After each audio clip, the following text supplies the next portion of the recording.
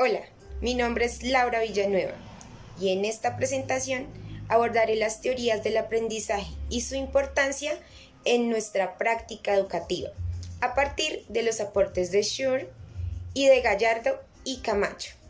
Veamos. Hablar de aprendizaje es hablar de algo profundamente humano. Todos aprendemos constantemente, no solo en la escuela, sino en la vida cotidiana. Aprender implica cambiar, transformar la manera en la que pensamos, sentimos y actuamos. En este sentido, como lo plantea Schur, el aprendizaje es un cambio perdurable en la conducta o en la capacidad de comportarse, resultado de la experiencia.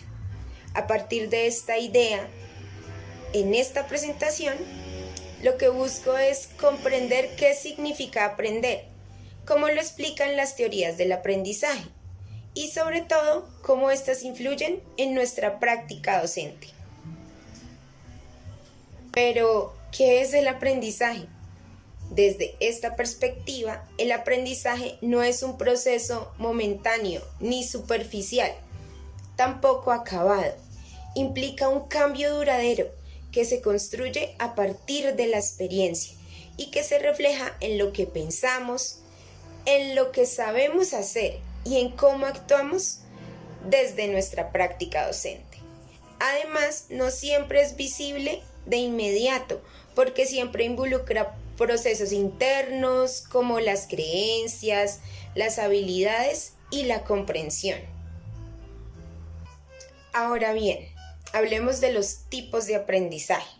Lo primero que tengo que decir es que el aprendizaje puede entenderse desde diferentes enfoques, como lo vemos en el siguiente esquema.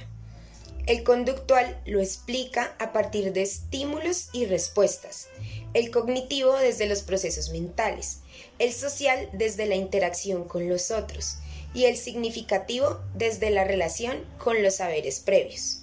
Por ejemplo, en un aula de primaria, cuando un docente enseña las tablas de multiplicar, si utiliza repetición y refuerzo, trabaja desde un enfoque conductual. Si pide a los estudiantes explicar cómo resolvieron un problema, promueve el aprendizaje cognitivo. Si los estudiantes trabajan en grupo, aparece el aprendizaje social. Y si se relaciona el contenido con las situaciones cotidianas, como por ejemplo comprar en la tienda, aparece el aprendizaje significativo. Esto nos muestra que en la práctica real el aprendizaje no responde a una sola teoría, sino es una integración de enfoques. Pero, ¿qué son las teorías del aprendizaje? En este punto es importante entender que las teorías del aprendizaje son marcos que explican cómo ocurre este proceso. No son recetas que se aplican de manera mecánica, sino herramientas que permiten al docente comprender, analizar y orientar su práctica pedagógica. Hablemos ahora de temas fundamentales. Llamémoslo núcleos del aprendizaje. Las teorías del aprendizaje se ocupan de preguntas fundamentales, como ¿cómo ocurre el aprendizaje? ¿Qué papel cumple la memoria? ¿Cómo influye la motivación? ¿Cómo se transfiere el conocimiento y cómo se desarrolla la autorregulación? Esto evidencia que aprender no es solo acumular información, sino es un proceso complejo que involucra dimensiones cognitivas, emocionales y sociales. Entonces, ¿cuál es la importancia de las teorías del aprendizaje? Para ello, quiero empezar con una cita de Gallardo y Camacho. La motivación y el aprendizaje están profundamente relacionados. Por ello, las teorías del aprendizaje son fundamentales en la educación. Permiten comprender mejor a los estudiantes, diseñar estrategias didácticas más pertinentes y generar ambientes de aprendizaje más significativos. Además, integran aspectos claves, como lo mencionamos en la cita anterior, que son la motivación y la construcción del conocimiento. Vámonos a la relación entre teoría y práctica pedagógica. Para ello voy a servirme del siguiente esquema. Lo primero que tengo que decir es que la relación entre teoría y práctica pedagógica es esencial. Las teorías nos permiten comprender al estudiante, lo que orienta el diseño de estrategias pedagógicas y didácticas. Además, se traduce en una práctica docente más reflexiva. Por ejemplo, en un aula de primaria donde se trabaja la comprensión de lectura. El docente no se limita a que los estudiantes lean o decodifiquen, sino que activa conocimientos previos, promueve el trabajo colaborativo, genera discusión, vincula el texto o la lectura con las experiencias personales y el contexto de los estudiantes. Aquí se evidencia cómo el aprendizaje se construye activamente y cómo el docente actúa como mediador.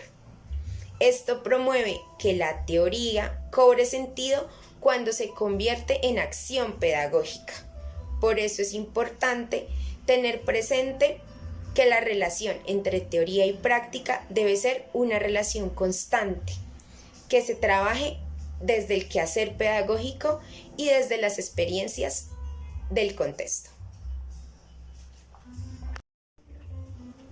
En conclusión, las teorías del aprendizaje favorecen la práctica docente porque nos permiten comprender cómo aprenden los estudiantes y orientar de manera más consciente nuestras decisiones pedagógicas. Sin embargo, su valor no está en aplicarlas de forma técnica o repetitiva. Su verdadero sentido radica en la capacidad que tenemos como docentes para interpretarlas, cuestionarlas y adaptarlas a las realidades de nuestro contexto y a nuestra institución educativa. También para conectarlas con la política pública educativa. ¿Qué implica esto? Reconocer que enseñar no es simplemente transmitir contenidos, sino asumir una práctica reflexiva, situada y ética. En este sentido, las teorías del aprendizaje no deberían verse como modelos cerrados, sino como herramientas para pensar la educación de manera más crítica. Por ello, más que aplicar las teorías, el desafío está en resignificarlas en función a los contextos, a los estudiantes, a los actores de nuestras comunidades y también a las realidades de las escuelas. En este sentido, quiero dejarles una pregunta. ¿Estamos utilizando las teorías del aprendizaje para transformar la educación o simplemente para reproducir prácticas tradicionales?